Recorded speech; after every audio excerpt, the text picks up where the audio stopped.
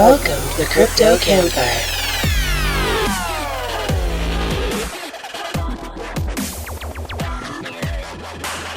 They fit into a gluten-free diet. Mitch and the Professor, featuring special guest Matt Center.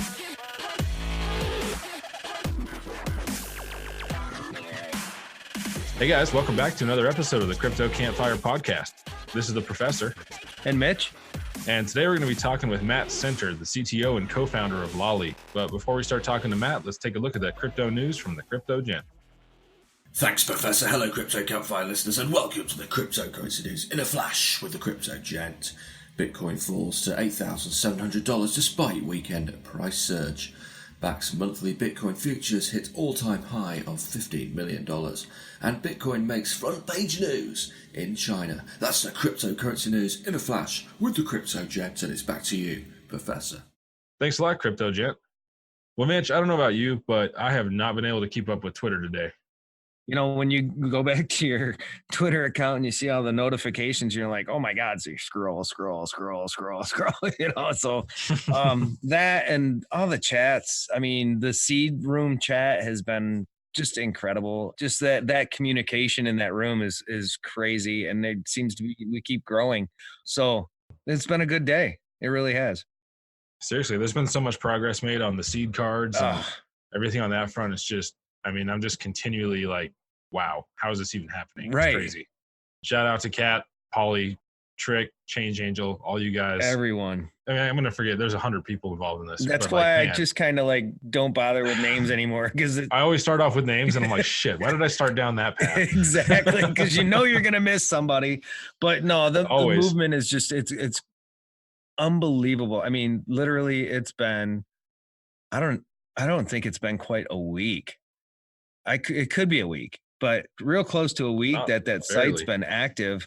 And you look at how many seeds have been planted on that map, and it's just like the world map. It's crazy. It's crazy. Obviously, the Midwest and the Northeast in the United States are just kicking ass, but you'll have that. Well, let's not talk about what Montana looks like because it's just I've been slacking. You don't have to worry about that. Fixed. You don't have to worry about that. You might as well just plant seeds in your business every day. There you go. Exactly. Awesome. Well, let's before we get too far distracted, let's go ahead and bring Matt in. Matt, welcome to the show. What's going on, man? Hey, it's good to be here. I'm having a good time. Awesome. We're really glad to have you. We're kind of excited to learn more about Lolli. We're really stoked that Rebecca hooked us up. Rebecca, thank you so much for putting us together. We're excited about this podcast. It's going to be a fun one. Absolutely. It's pretty neat how quickly Twitter brings people together like that. Oh, man, you are not kidding. That's like the best thing about us having come into this crypto space, at least for me anyway, was the ability to meet so many people that I just would have never had any opportunity to talk to before. You know, it brings people together. And not only that, but I was so surprised at how welcoming and open people are in crypto Twitter, even if they're really engaged and have a massive following and have a hard time keeping up with people, they still, like a lot of them make an effort to connect with people no matter what their status is. So it's really cool. Yeah, well, it's all about increasing adoption, right? Exactly. You know, unfortunately, there's a few people out there that don't seem to play well with others, but for the most part, I'm really impressed by this space. What? People in crypto have opinions? Exactly. What's that? People, period, have opinions. Jeez. I don't understand that. No opinions allowed. I'm sorry. This is the campfire. We just sticks on our butts. Well, there's always been that saying, opinions are like assholes. Everybody's got one. Some just smell worse than others, I guess. Exactly. And you always like the smell of your own asshole. No, wait. That's not what that's about, is it? Oh my God. Yeah, right. Okay, so we got way off on that one. Sorry. That's perfect. It's all good. It's a thing. So Matt, let's circle back around real quick before we're already down rabbit holes and we haven't even started. Let's get a background on you. How did you get into crypto? Okay. So it was first brought to my attention when I had started my previous company. One of our contractors was really into Bitcoin. And he kept trying to explain it to me, but I was busy starting up a company that was not Bitcoin related at the time. So I really didn't pay much attention to it. I always kind of put it on the back burner as something I needed to come back to. And then, let's see, was it 2.5 years ago? My old co-founder, Alex Edelman, and I, after we had left Ebates, we started looking back into the space and thinking of what we wanted to do next. And I had already started buying stuff, some Bitcoin and stuff. I do have some alt bags that I keep as lottery tickets. Might as well just put that out there. And then, that one thing led to another. I dropped all the Ethereum work I was trying to play around with and decided that Bitcoin was the way forward. And so that's Lolli kind of spawned out of our little bit of research and collaboration that fall. That's awesome. So what inspired you to make Lolli into what it is? Like, what inspired that vision? Yeah, so we really wanted a way to make Bitcoin easily accessible to people. That's something that's always been kind of on the forefront of my mind on anything that I build. It's always got to be useful to non-technical people. It's got to be something that you can easily jump into. And Bitcoin was not that.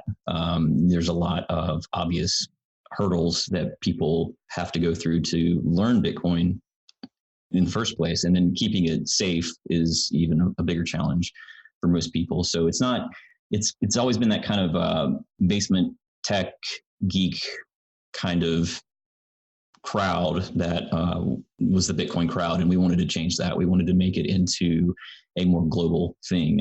We really wanted to increase adoption. It always comes back to adoption. And then what better way to help people adopt Bitcoin than to just give it to them when they shop online. So yeah, we kind of combined our previous experience in commerce and retail and affiliate marketing space and said, well, let's just mash this together with Bitcoin, and here we are. Beautiful. Love it. It's kind of like saying you give somebody a discount, basically, so to speak, right? I mean, yeah, and in this case, the discount just appreciates in value over time. Right, right, exactly. It's not just taking a price off of something, but you're actually getting value in return. Exactly. That could potentially be more value than what the discount was or what the amount was initially. So, no, I like the thought of that. And speaking of adoption, have you been on Twitter much, Matt? Have you seen what's going on with these seeds and the seed cards? And so I have not. I was just looking. I was Googling the seed thing when you were talking about it in the intro there, and I could not find it. What is going on? If you go to ChangeAngel.io, all right, and pull up their website, and you look on their website, and you'll see a spot where it says there's towards the bottom. If you scroll down, you'll see where it says seed planting, or it'll say plant a seed. Mm-hmm. And then you can bring up an interactive map, and you can literally take a seed card, which is basically a information card. So like we use Litecoin ones, and they have a QR code on them.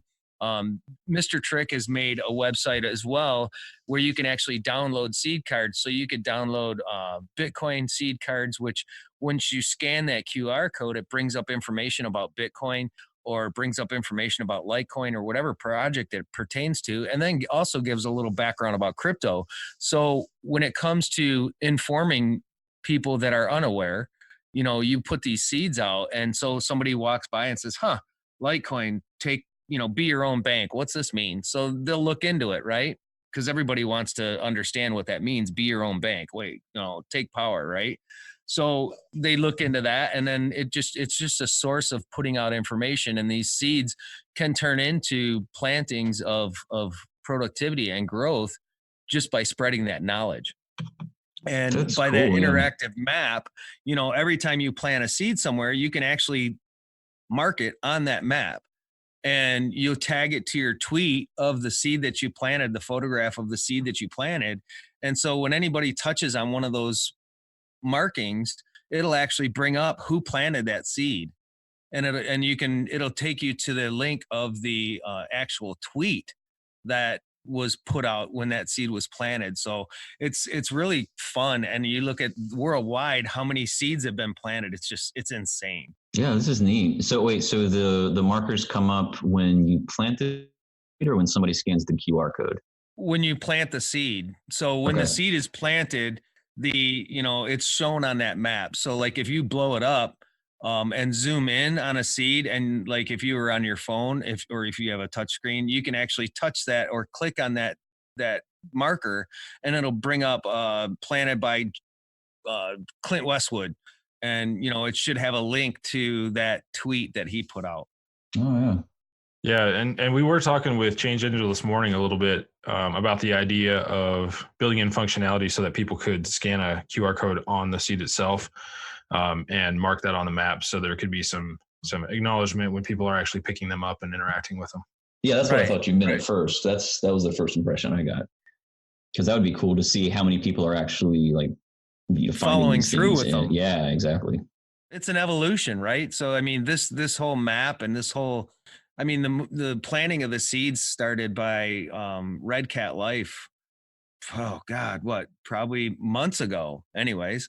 And it's evolved, right? And just recently, over the last week, Change Angel has come into the picture, built this interactive map, and the amount of people doing it have just increased dramatically. And it's really crazy how fast it's become adopted, so to speak, and being able to evolve, right? So that's the next step, I would think. Right now, we're just showing where the crops are all planted and how many crops are being planted, how many seeds are being dropped. And then, further on down the line here, we get more development in the platform or in the program, so to speak, where you can do that. People can actually go to that seed with their QR code and write a story about it, or, their experience from it. So pretty cool. Yeah, it is really cool. Well, it kind of ties back into what Matt was saying at the beginning of this about Twitter connecting people. I mean, yes, it was Kat's tweet about planting seeds, followed by Polly's suggestion in a tweet, followed by Change Angel reply to that tweet and said, okay, we're making the website right now. I mean, like, all in a tweet thread. Like, it's crazy. Yeah, that's awesome. So, Matt, I'm kind of wondering, beyond Lolli, what other projects have you found interest in? Not necessarily stuff that you're working on, and not necessarily tokens per se, but like, what applications of blockchain are you seeing that are kind of intriguing you at this point? Oh gosh, that's a good. Well, I heard of this seed thing. That sounds pretty cool. It is. I would say so. I would agree. I'd say that's probably the top of the charts today. So I guess my big thing is anything that has to do with making it a better user experience. I think that's where my favorite part of building out this space is anybody that's making it easier to onboard people or just use, like some of the nicer wallets that just make it really easy to use, very nice graphical interfaces. Again, taking it from that, typing in a shell to making it a very usable experience for the common person. And I still think we have a long way to go for a lot of those things, but another good one is Casa. I like Casa. They're actually near me down here in North Carolina, and it's a great team, and they've got a great product. It's very good user experience, and anything that has to do with UI UX in the crypto space is one of my favorite things right now.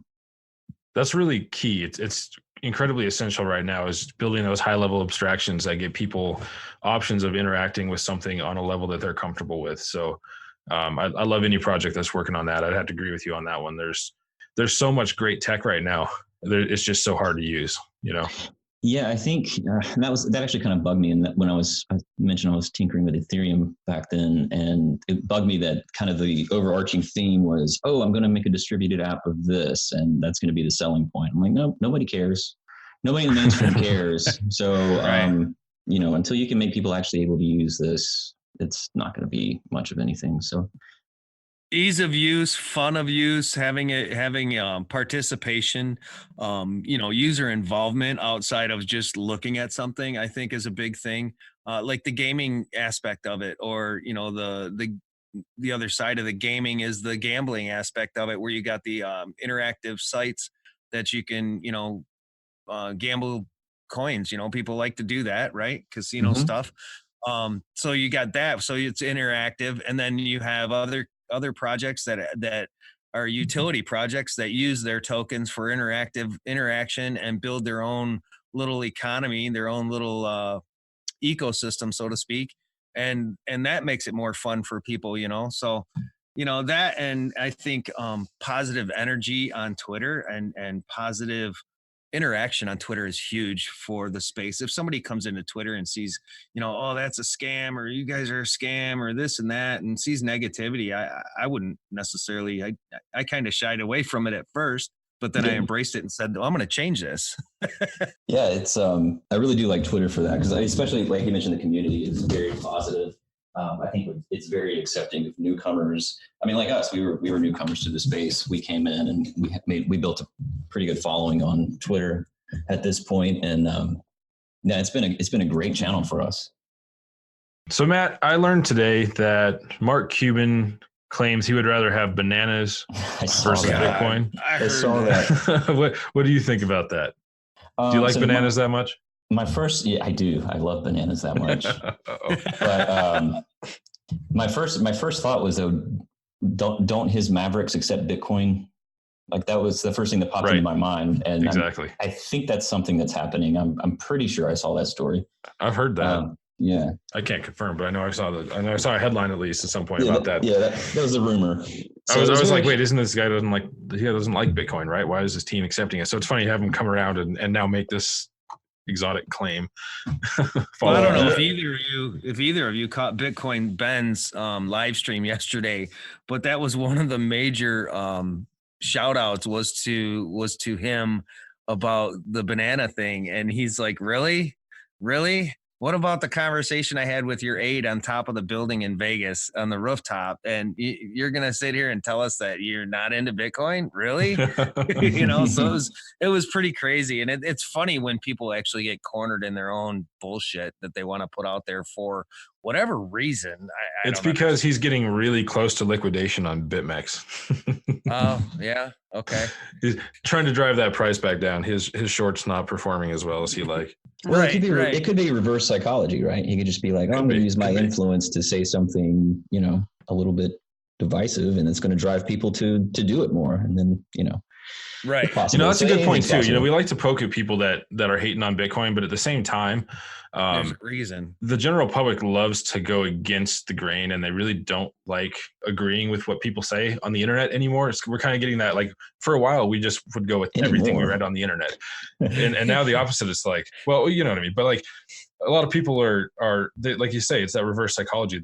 You get on there and you start trashing on Bitcoin. At the very least, you're going to get the word out. Is that it kind of goes back to the bad publicity is still there's no publicity. Yeah, no bad publicity. That's what it is. Right, right, exactly. So it kind of goes back to that, and you start getting that these people out there hating on Bitcoin. There's inevitably going to be people out there that hate it, obviously, but a lot of them are going to hear about it and then look into it, and then like us, they're going to find that, wow, this is much more than what this idiot's saying on the internet.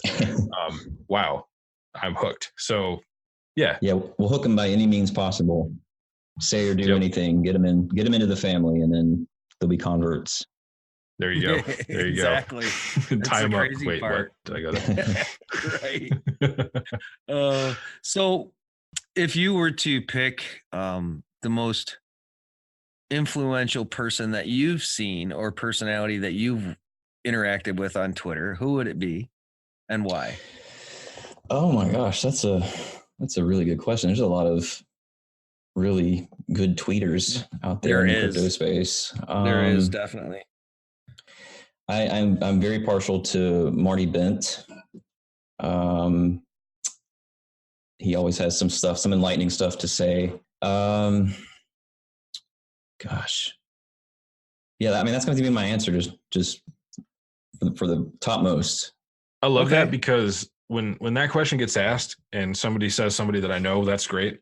But when it's somebody that I don't know, I get intrigued and I'm excited. Like, okay, I got to go follow this guy. Right. You're writing it down as they're talking. Marty, like, shit, can you repeat that? I'm going to look that up. Do you got his Twitter handle? But seriously, yeah, if you want to say his Twitter handle, we can plug that in the description. You know what? I'm going to look and see if I know his Twitter handle. we can always I know him by his actual name. Oh, there you go. Oh, it's Marty Bent. Nice.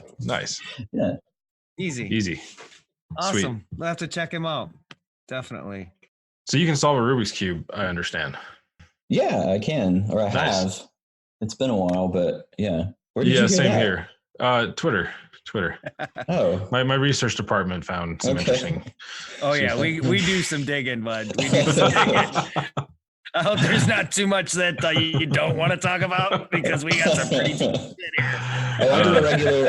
I do a regular audit of my vanity searches, so I'm excellent. Good. Hopefully we caught everything just before the last audit. We'll be good to go. Yeah, right. Yeah. Exactly. Yeah, I don't think I'll be running for president anytime soon. Or maybe I can. I don't know. Maybe. I mean, Yeah, with you the probably current can get climate, away with that. there's not much limitations these days. No. Yeah.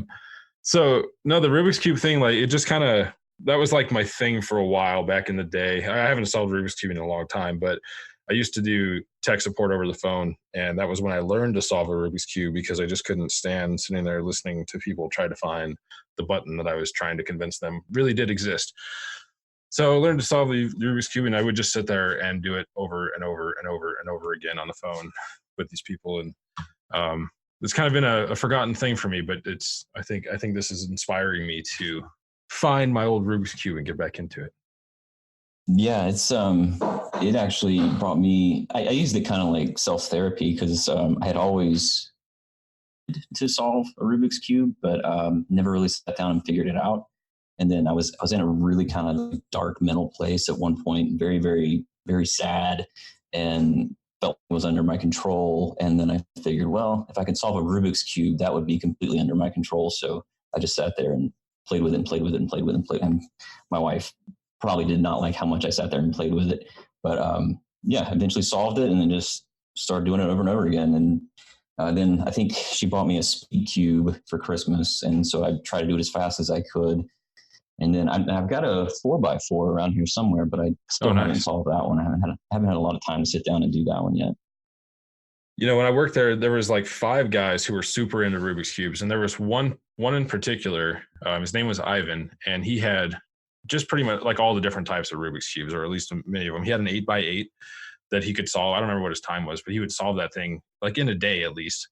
And I mean, it would blow me away. This guy was brilliant. He could solve any of them that you could throw at him. I never got the 4x4. I couldn't figure it out. What I did get was the triangle. I say triangle, but the pyramid. Yep. And I only got that one because that guy gave me a hint, and he said, just try to solve it like the 3x3. And for a minute I was like, well, I mean, it doesn't really work. But then when you start doing it and you do all the same algorithms, but like you were doing it for 3 points instead of 4 or whatever, it all kind of like fell into place. And I was so happy. I only did it once. I could never do it again. I tried and I couldn't, but it felt really good. Well, there's always that one magic turn that takes you from the first part to the last part, and unless you can get that one little thing. And yeah, I wanted to do that. I wanted to figure out like if there was a pattern between the 3 and the 4, because I figure at some point there's got to be some, the algorithms are going to be similar, just with different numbers or number of turns or something. And I just haven't had time to sit down and play with the 4x4 enough. We used to just pull the stickers off and make them. Look, I did it. That reminds me. I was just going to say, my speed cube, you can actually take the cube apart in order to oil the gears or whatever in the middle. Mm-hmm. And so my kids would rip the squares off. And so there is a way to put them back on incorrectly so that it is not solvable. Oh, wow. What am I doing wrong? So your son made his own iPad. How old was he? And what did this thing actually, he made it with what? So this was you're talking about the tweet I just did the other day with a little drawing. Yeah. So he just drew his own little iPhone with his favorite apps on it, and he's 8. So they're always talking about Lolli and trying to do things with Bitcoin, and they'll even speak up sometimes and say, if I'm buying something online, they're like, "Hey, are you getting Bitcoin back?" It just makes me melt. I just love That's that. awesome. That's awesome. Yeah. Mitch, you might be thinking about the Light Bright one. Yeah, that's what I was looking at. The Light Bright is what I was referring to. Nice. Bright. He made his own. There's a Light Bright that's it's got a picture of it. It looks like. I'm trying to figure it out. It's kind of it's different. Mitch is looking at the research doc going like, what? It's what is this? It's a Light Bright that's just got the little pegs in it that glows, and it says son made his own iPad, and says that's the Lolli banner in the top right. Oh, yep, there it is. I just searched for it. Okay, yeah, I do remember that. Sorry, my kids do a lot of goofy things, and they don't register with me sometimes. But yeah, I totally remember that now. You got 3 boys, right? Yep, 3 boys. Same here. I got 3 boys, and it's interesting. It's so much fun, though. I wouldn't change it for the world. Yeah, I'd change it a little bit, but how old are they? Slight adjustments. Are they in their teens yet? No. 8 is the oldest, 5, and then not quite 2. Oh, the fun has not even begun. Oh man, that's like Lord. I have 5, 8, and 11 right now. So okay, so you're just like 3. It's like the same thing, but I'm just shifted by like 2 or 3. It's a good time though. Yeah, there's never a dull moment. Let's just put it that way. There's always something happening. Not it's always something you want to be happening, but there's always something happening. Stitches, bloody noses. I was about to say, there's always violence of some sort. Yeah. Oh yeah. Exactly. All that testosterone coming into play. Yeah, we actually wanted a girl every time, and every time we got a boy. I guess that's my fault. That's funny. So at what point did you say, okay, we're done? Or are you not yet? I don't know. That might not be a conversation for here. So no, I mean we bring it up every now and again, and we kind of say to each other, if we could guarantee that it was a girl, we'd probably do a 4th. But with hilarious. We've had that exact conversation. Yeah, it's true. I mean, there's plenty of techniques these days. It's possible. I might have to go to Mexico, but hey, well, we're making that harder. Well, that's right. To come back anyway. We won't get into that. The political world is interesting right now. Let's just put it that way. So what's cool about that though? I know we don't want to get political, but I was just going to point out something that's really cool about Bitcoin and the crypto space is it spans all of the political spectrum. Like you find everybody with every opinion from left to right in crypto Twitter and Bitcoin Twitter.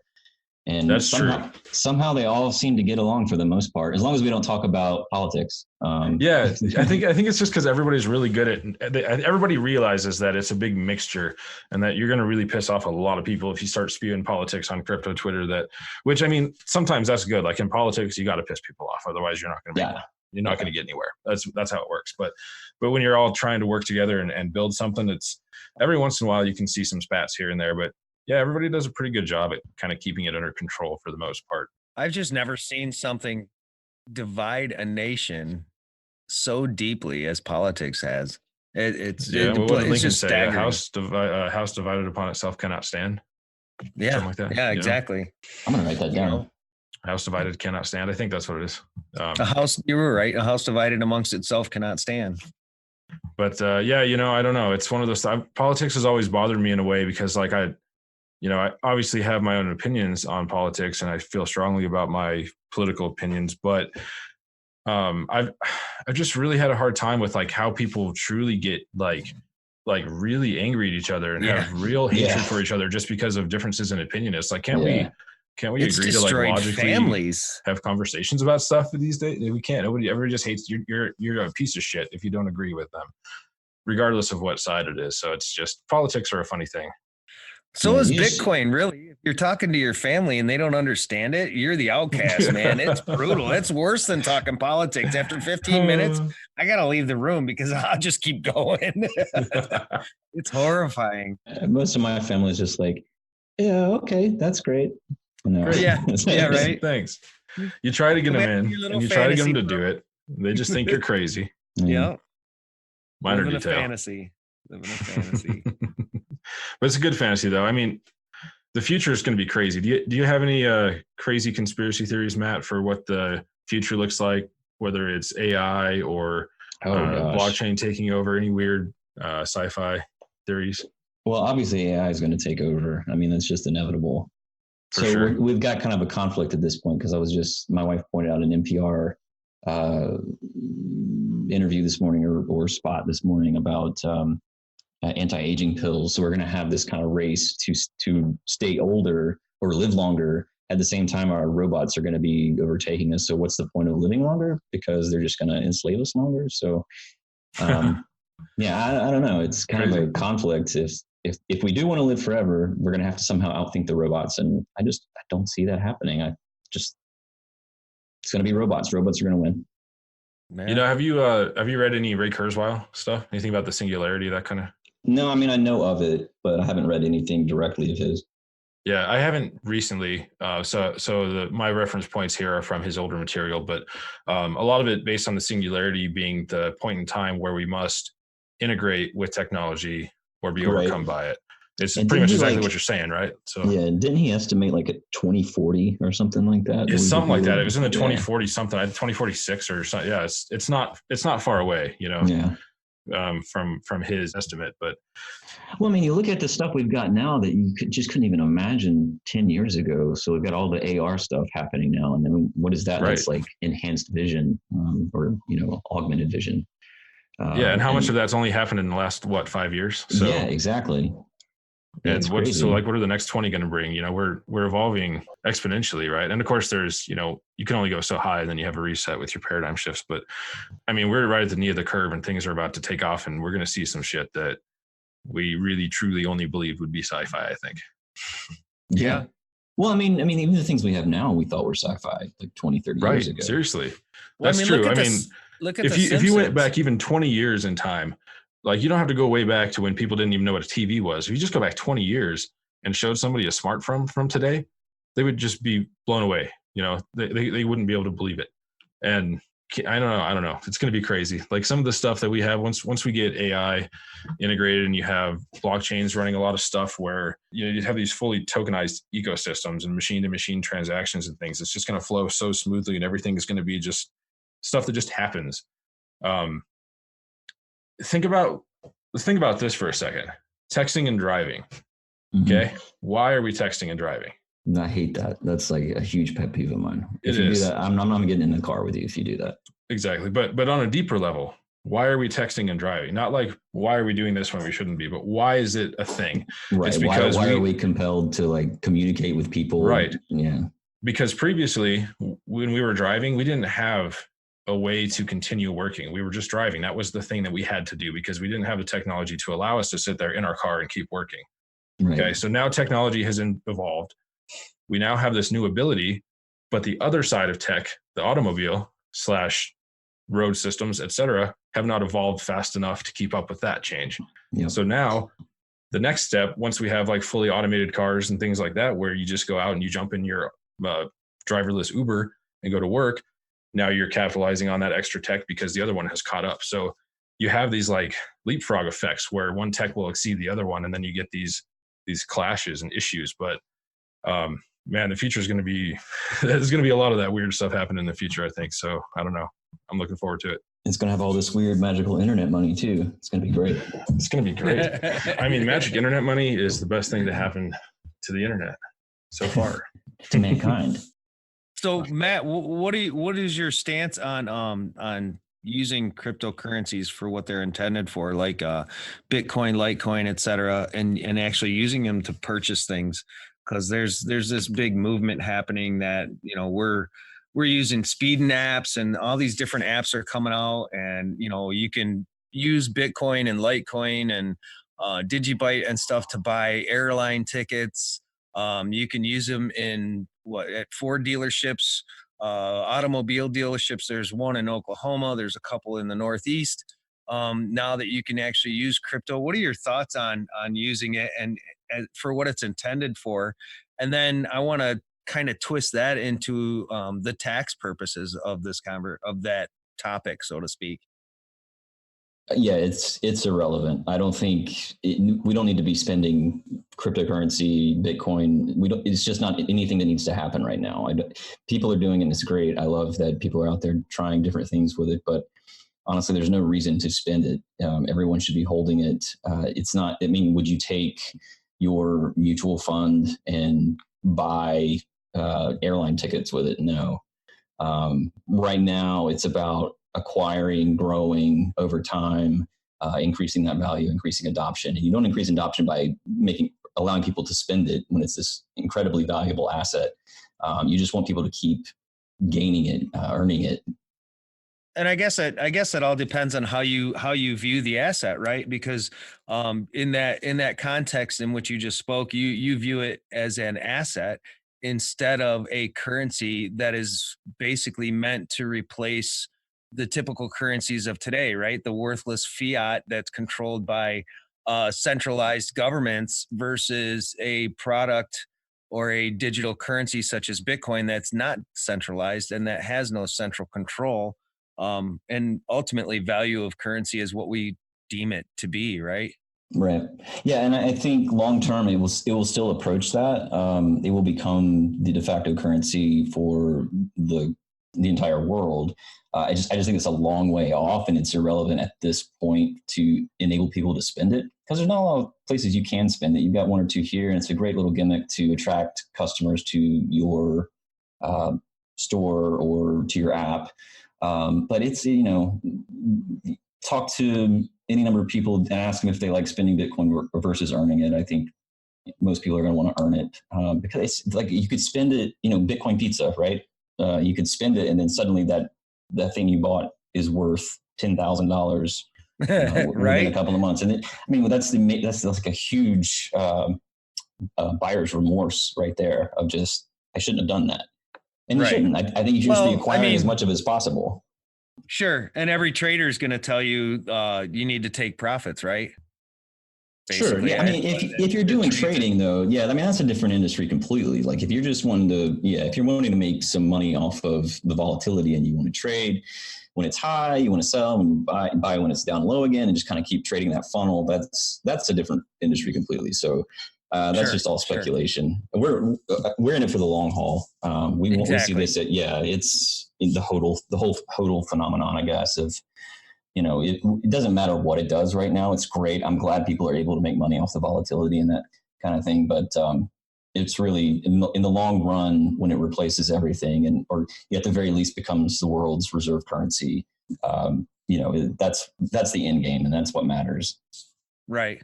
I don't know, I guess, and I get where you're coming from, and I agree with your stance on it. And I look at it in a multitude of ways. I believe we should hold it to a point. I believe we should acquire it. But then another view of mine is, if indeed it is a currency, and the intent is to replace the fiat dollar, what about, getting it into circulation, so to speak, between merchants. And now these merchants actually have this opportunity to start paying their employees and paying for things with it. Isn't that how it would evolve even quicker? And with as fast as technology grows nowadays, do you really see it as that far off? Yeah, I still do, because I think the ability for retailers to actually accept it as a method of payment is probably the long pole. And that's going to be critical to people actually wanting to use it as a currency. It's like, well, you could pay me in Bitcoin all you want, but, unless I'm holding it for an investment for long term, well beyond this point where we adopt it as an actual currency in store, you're going to be waiting a long time for the big retail brands of the world even to come around and start opening up crypto terminals at the checkout line. It's just a huge change. Like there's so much that has to change from a technology perspective and from a business perspective that it's like it's like steering an iceberg. There's just a lot that has to be done to get a retailer to do that, which is again, this always comes back to our Lolli pitch, but the retailers don't have to do anything for Bitcoin with Lolli. Like we just turn it on and they're going. They're doing Bitcoin rewards, and they didn't have to do anything. So there's a lot less friction, and it's a lot easier to grow that type of business and increase adoption through that type of business versus enabling people to pay. So Matt, with your experience at Ebates and obviously Lolli, you've got quite a bit of experience dealing with retailers. What do you see that seems to be the biggest hurdle or hurdles that retailers maybe I should say that the crypto space is facing with being ready for retailers to actually take that on? Like, what do we need to fix before that becomes a possibility? What do we need to fix? Well, do you remember recently? I'm sure you do remember, but recently we had the payment wars with Apple Pay and what was that thing called? Currency. Everybody wanted their own type of pay, and there's Chase Pay. I think there's even a Kohl's Pay. There's all these different pays, and I guess we still haven't really seen a clear winner. We've got Samsung Pay and Apple Pay that are pretty much neck and neck, I think. But when you're fragmenting the methods of payment, it increases exponentially the amount of work that each retailer has to do. So adding one new payment method will exponentially increase the resources they'll need to support it. So I think in that regard, just retailers wanting to spend the money, because they got to spend the money on it before they get the demand, right? So it's a two-sided marketplace. If users don't have it and want to spend it, then the retailer's not going to build it to accept it. So the retailers kind of have to take the initiative here and say, okay, we think this is a good idea just because we think this is a good idea. So we're going to invest this many $1 million or $1 billion or whatever into revamping our entire payment system and all of our operations. And we're going to hire extra legal.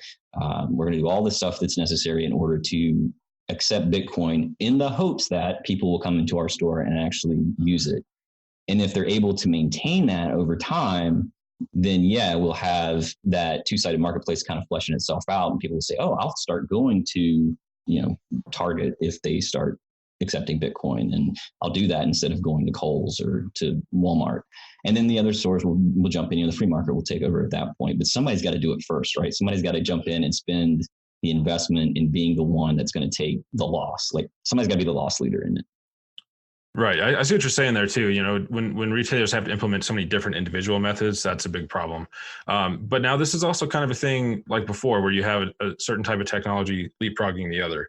And what we're looking at here is we've got different types of payment options that have grown faster than the payments option management industry, if you will, payment processors, things like that. So let's think ahead a little bit when we have these major payment processors that most of the retailers are using.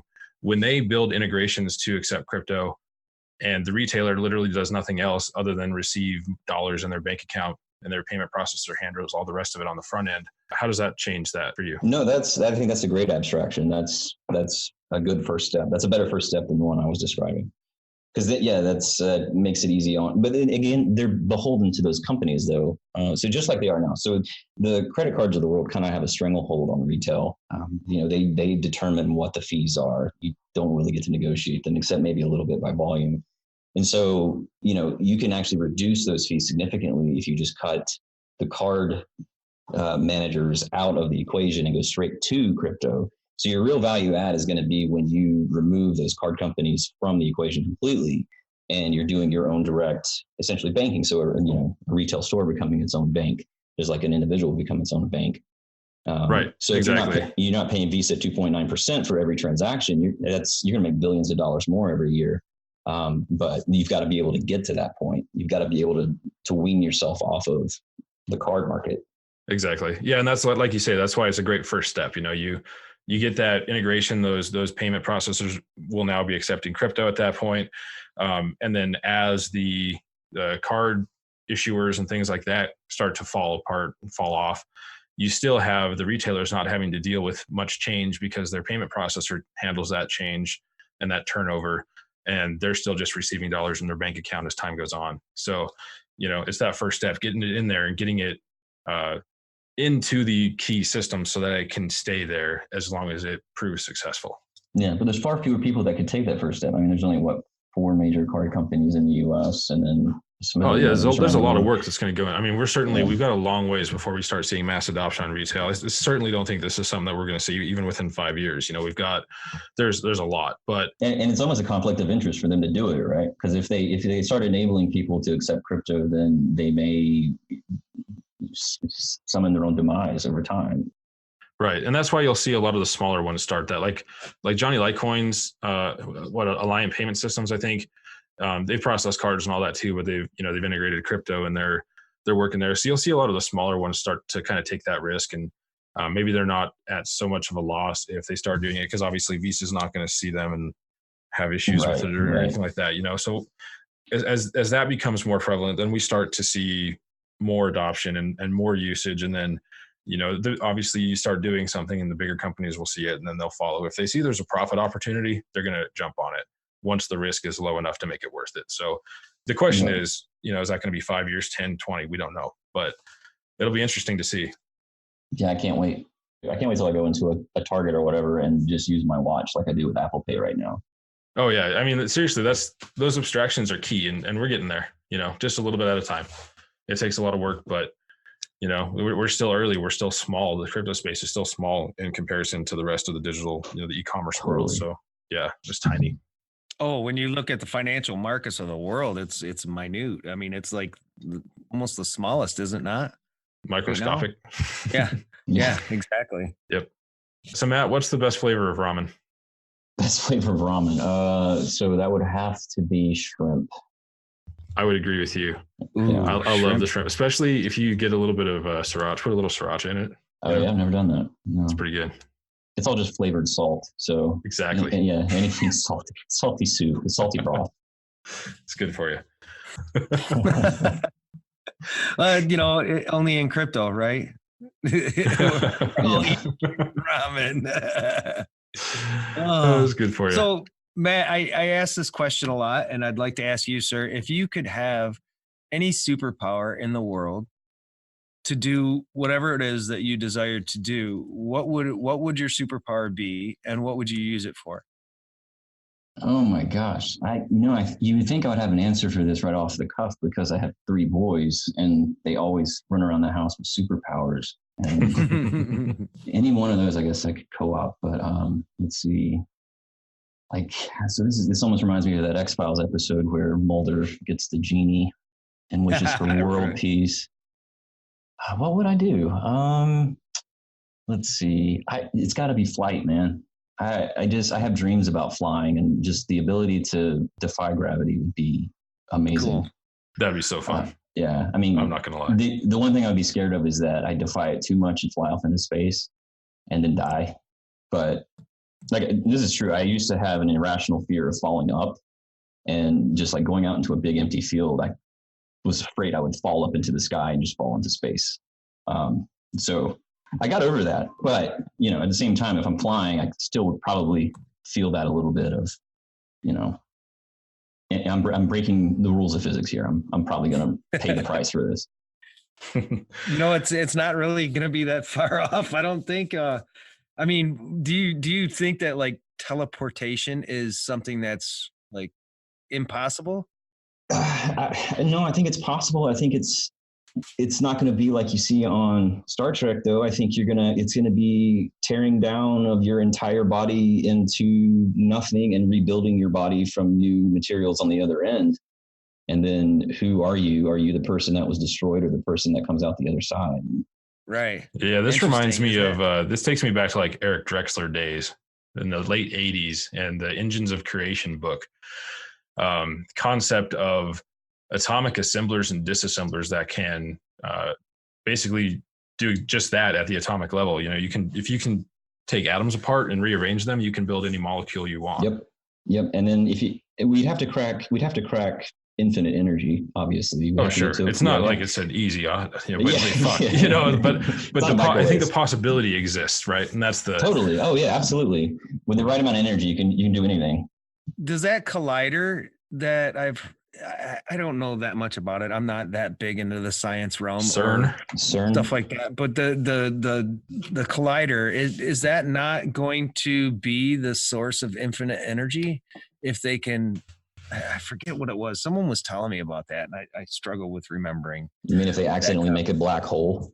Well, it was supposed to. It's actually supposed to. They're supposed to be able to create this infinite form of energy based on the collision.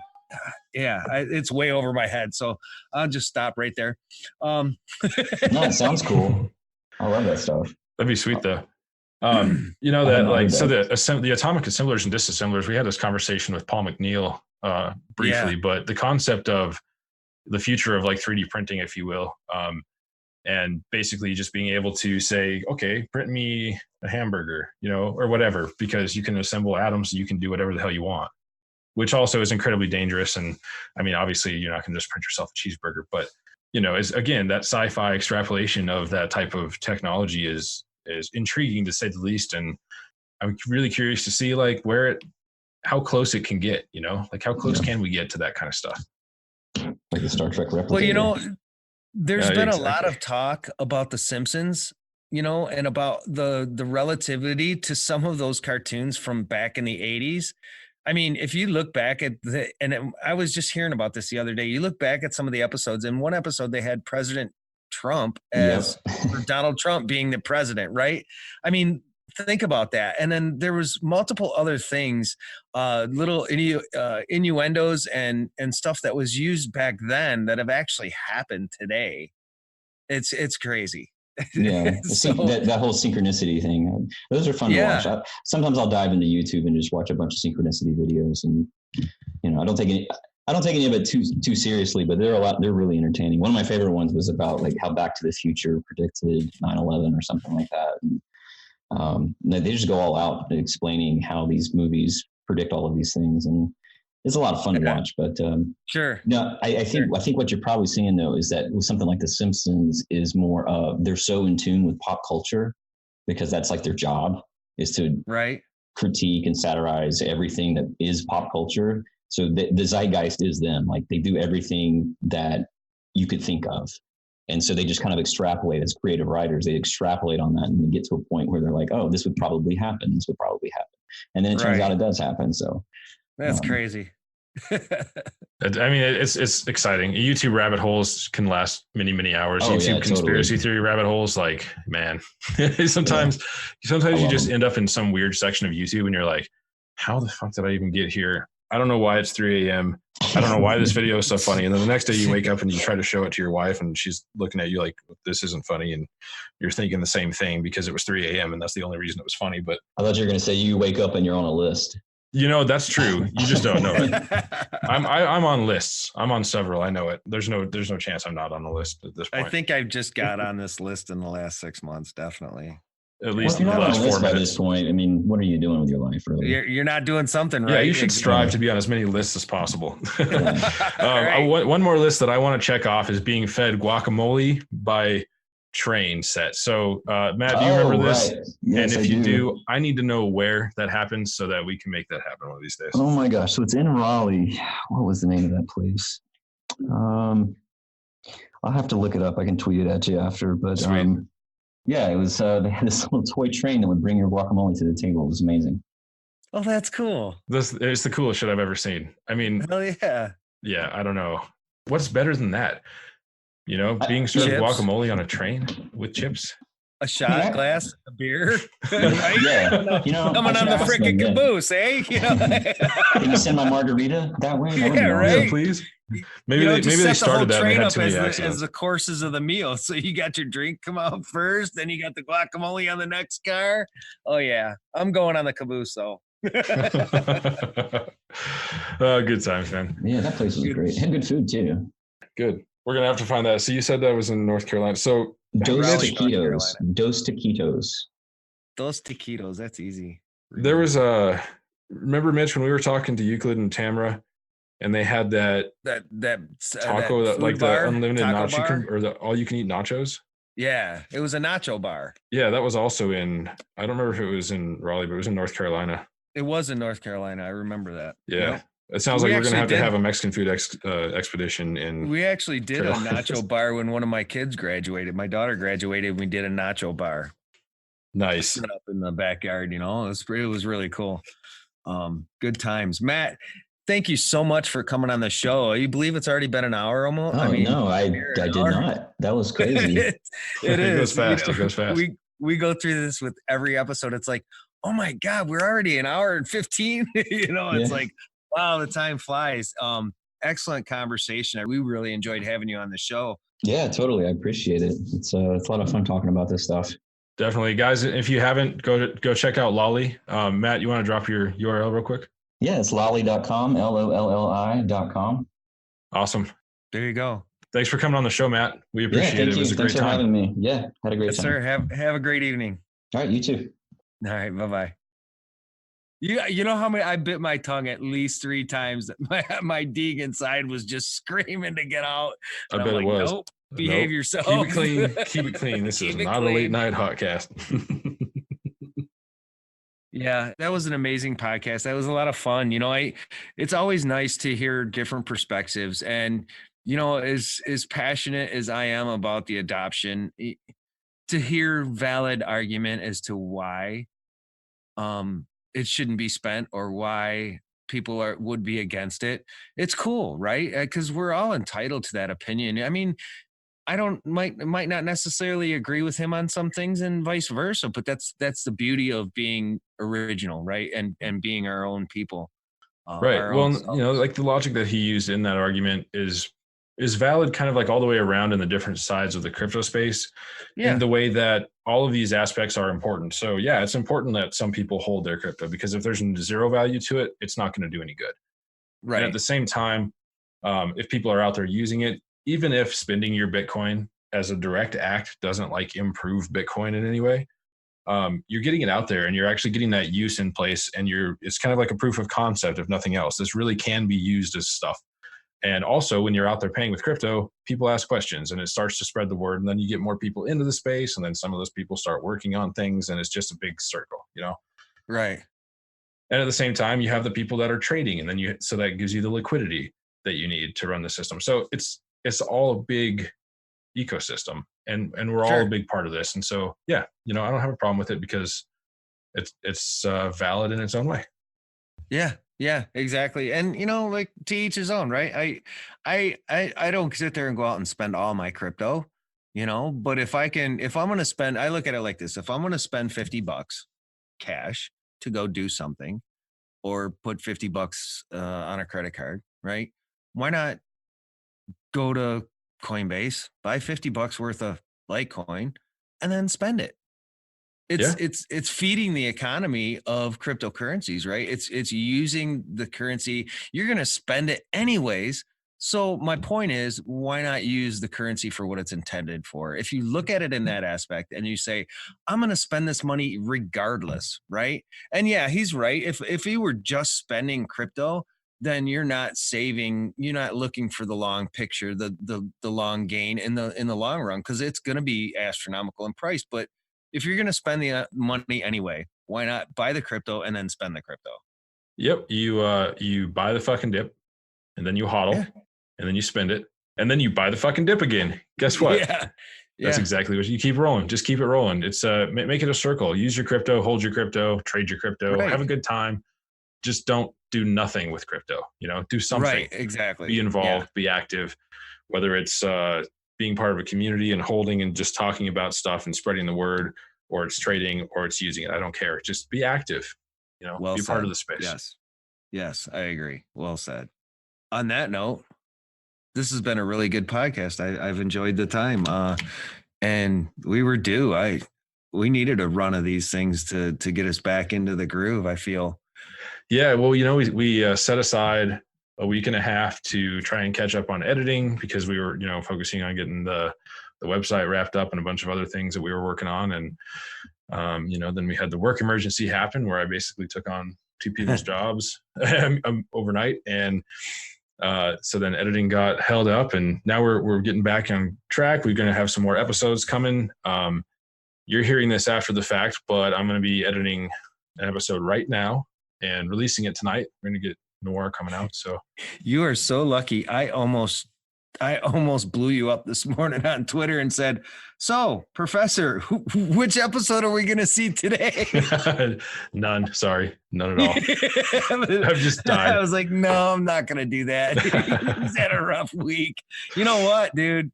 You fucking believe this shit? Tomorrow is Friday already.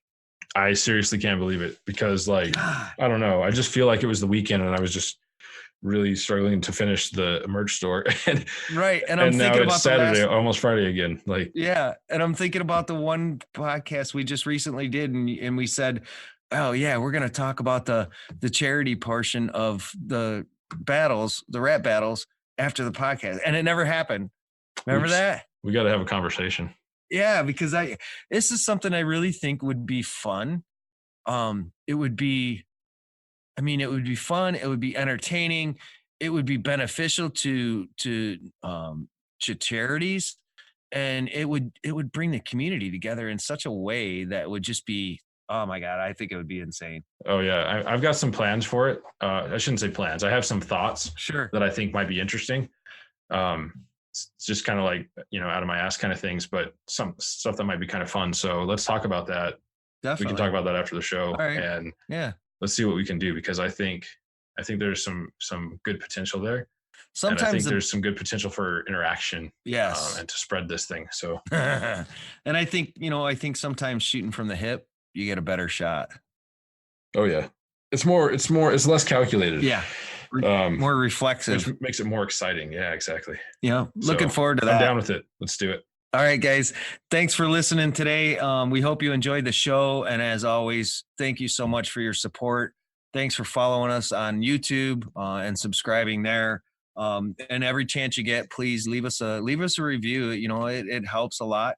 And if you feel so inclined to throw a tip in the tip jar, sweet. That'll just help things keep moving forward for us. There's been a lot of activity with that actually lately.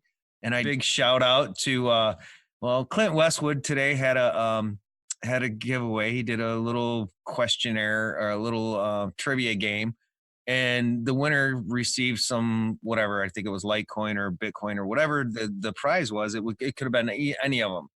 And it just so happened Pauly P won it, and then said, well, I want to donate it to the Campfire. And I'm like, wait, what?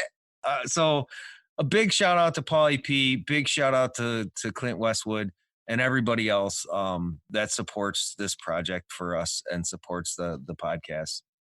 It's seriously amazing. It's humbling every day. You guys are the best. We love the shit out of you. I seriously, absolutely. I mean, every day I'm blown away by the support, whether it's tip logs or whether it's the retweets or the positive words or the merch store, guys buying the smiley faces, right? People buying shit from the merch. I mean, it's crazy and it's so exciting. It's so inspiring to keep putting out content and keep going at this and kicking ass and bringing you guys fresh stuff. So we love it and we appreciate it. Really, we really do. Hell yeah. So real quick, before we actually leave, because we were going to leave, but before we do, I went into the office today where I used to work, right? The headquarters of the construction company I worked for. And, I walked in and a couple of guys were like, hey, it's the Crypto Campfire. I said, yeah, speaking of that, I said, we got a merch store now. I expect to come in here and see all you guys wearing damn t-shirts next time I come in. I said, we have a special run until Saturday. So if you go spend $99, you get $20 off, or was it 20 or 20%? Anyways, $20. I said, you get 20 off. So gather together and go buy shit. I said, cause I want to see some support coming from you guys. So that was funny, So let's see what happens there. If I go back into the office and actually see people with Campfire t-shirts on, I'm gonna start snapping pictures and blow that shit up. That would be sick. Oh yeah, that would be sick. I'm looking forward to a long relationship with Brinker. Oh yeah, me too. Exactly. Well, that wasn't subtle, was it? I think it was. For you, longer? Yeah. A longer relationship? Yeah, right? Longer, 26 years? Yeah, we'll keep it going. So anyways, guys, have a good evening. We'll talk to you soon. You guys take it easy. Peace.